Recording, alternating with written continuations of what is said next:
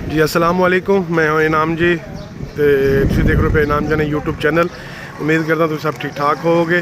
अल्लाह पाक हम सब नूं सारिਆਂ ਨੂੰ अल्लाह पाक अपने हिफ्ज़ ईमान रखे, शाद रखे, आबाद रखे। आ देखो जी ट्राले लोड हो रहे गला मंडी चो, क्योंकि जो परचून सेल सी वो भी तकरीबन ख़त्म होंदी जा रही है तो लोग इसलिए माल बेच रहे, डरते कि रेट यार होर डाउन ना हो जाए, इसलिए ट्राले लोड करे जा रहे।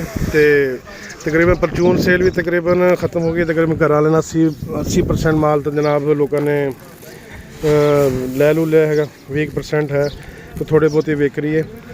इक्का दुक्का गाहक है जी, माशाल्लाह ढेरी अच्छी ज़बरदस्त ढेरी हैगी, मोटा दाना है जनाब।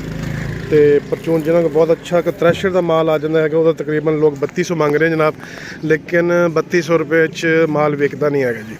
अड़ते तो है 3200 मंगते, लेकिन नहीं जी देखते गाहक जान लगा तो फिर 3150 रुपये कर देते हैं। 3150 रुपये का है लास्ट रेट, तो 3150 के उत्ते कोई नहीं, 3100 रुपया है तकरीबन, 3100 तो 3150 रुपये फाइनल परचून का रेट है जी। उसदे बाद तकरीबन मंडी यजमान अज काफ़ी मंदा है जी।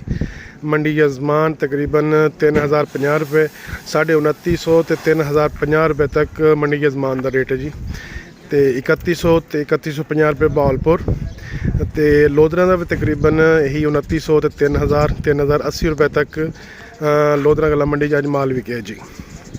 तो जनाब उम्मीद करदा कि अज वीडियो थोड़ी लेट हो गई है जनाब, इंशाल्लाह कोशिश करांगा कल तो थोड़ी जल्दी वीडियो पोस्ट करा करा।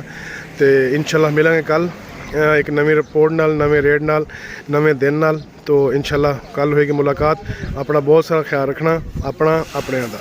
तो जी जज़ाकल्लाह, अल्लाह हाफिज़।